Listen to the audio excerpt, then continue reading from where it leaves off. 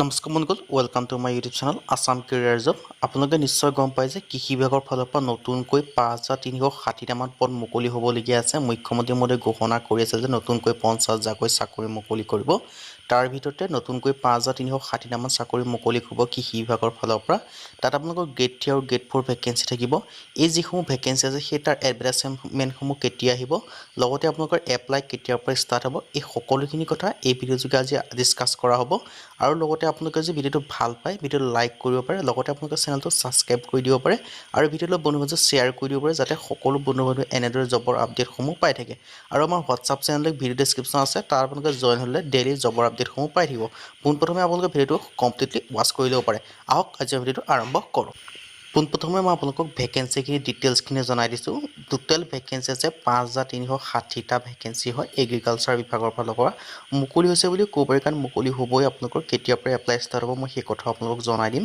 ইয়াত আপোনালোকে দেখিব পাৰিছে এগ্ৰিকালচাৰ ফালৰ পৰা ভেকেঞ্চিখিনি আপোনালোকে দেখিব পাৰিছে ৫,৩৬০টা। ইয়াৰ কাৰণে এজ ক্ৰাইটেৰিয়া কিমান লাগিব, কোৱালিফিকেশ্যন কি হ'ব, লগতে ভেকেঞ্চিখিনি কি হয় সেই কথা মই আপোনালোকক জনাই দিছোঁ। ইয়াত আপোনালোকে দেখিব পাৰিছে department of ISCR Indian agriculture research institute হয়। আপোনালোকৰ আছামতে এই বিভাগটোৰ পৰা আহিব মানে। আৰু ভেকেঞ্চি আছে এগ্ৰিকালচাৰ ভেৰিয়াছ পষ্ট। টোটেল আপোনালোকৰ ভেকেঞ্চি আছে ৫,৩৬০টা। নটিফিকেশ্যনখন বৰ্তমানলৈকে অহা নাই, মই কেতিয়া আহিব এই কথাও জনাই দিম। আৰু ষ্টাৰ্টিং ডেট ইয়াত লিখা আছে এপ্ৰিল মে', কিন্তু আপোনালোকৰ এপ্ৰিল মে' কাৰণে নহয়, বৰ্তমান কি কাৰণে নহয় মই সেই কথাও কৈ দিম। কাৰণ বৰ্তমান আপোনালোকে নিশ্চয় গম পায় ইলেকশ্যন চলি আছে, আৰু ইলেকশ্যন আপোনালোকৰ 4 জুনত আপোনালোকৰ ৰিজাল্ট দিব। তাৰ পিছতহে এই ভেকেঞ্চিখিনি অহাৰ সম্ভাৱনা আছে। মোক কোন তাৰিখৰ পৰা এপ্লাই হ'ব আৰু ভেকেঞ্চি নটিফিকেশ্যন কেতিয়া আহিব সেই কথাও জনাই দিম। সেইকাৰণে আপোনালোকে ভিডিঅ'টো শেষলৈকে চাই থাকিব পাৰে। আৰু মিনিমাম এজ আছে 18 বছৰ আৰু মেক্সিমাম আপোনালোকৰ 35 বছৰ হয়। আৰু ইয়াত আপোনালোকে এজ ৰিলেক্সেশ্যনসমূহ পাব, কিমান বছৰকৈ ৰিলেক্সেশ্যন পাব মই সেই কথাও আপোনালোকক জনাই দিম। আৰু ইয়াত আপোনালোকৰ এগ্ৰিকালচাৰ যিটো হয় তাৰ কাৰণে আপোনালোকে এপ্লিকেশ্যন ফিজ দিব লাগিব বুলি বৰ্তমান সময়লৈকে চলি আছে। কিন্তু যেতিয়া আপোনালোকৰ এপ্লাই ষ্টাৰ্ট হ'ব তেতিয়া ফিজ দিব নালাগিব পৰা হ'ব পাৰে, কিয়নো আপোনালোকৰ গম পায় ADRE যেতিয়া এপ্লাই হৈছিল তেতিয়াও ফিজ দিবলগীয়া হোৱা নাছিল। যেনেকৈ বৰ্তমান সময়লৈকে যিটো চলিছে তাৰ মতে কৰিছোঁ, জেনেৰেল OBC EWS কাৰণে 100 ৰুপিজকৈ দিব লাগিব ইয়াত কোৱা হৈছে। SC SC কাৰণে কোনো ফিজ দিবলগীয়া বুলি কোৱা হোৱা নাই।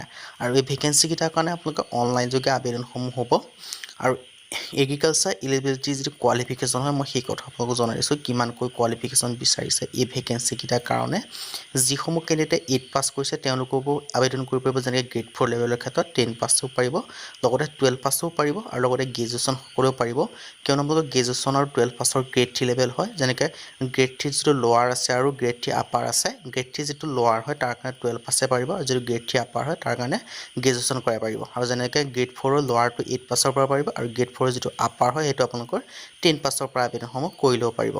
আৰু ইয়াৰ কাৰণে আপোনালোকৰ কেতিয়াৰ পৰা এপ্লাই ষ্টাৰ্ট হ'ব আৰু কেতিয়াৰ পৰা এডভাৰটাইজমেণ্টখন মুকলি কৰিব অফিচিয়েলি মই সেই কথা আপোনালোকক জনাই দিম। আপোনালোকে ভিডিঅ'টো শেষলৈকে চাই থাকিব আৰু অকণো স্কিপ নকৰিব, ভিডিঅ'টো অলপ বন্ধু বান্ধৱক শ্বেয়াৰ কৰিও দিব পাৰে।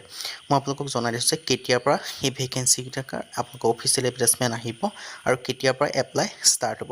আৰু এই ভেকেঞ্চিকেইটাৰ কাৰণে অফিচিয়েল এডভাৰটাইজমেণ্ট আহিব আপোনালোকৰ এতিয়া বৰ্তমান জুনৰ 4 তাৰিখলৈকে ইলেকশ্যনে আছে। জুন মাহৰ লাষ্ট উইকত আহিব পাৰে, আৰু এপ্লাই আপোনালোকৰ জুলাই মাহত হ'ব এই ভেকেঞ্চিকেইটাৰ কাৰণে।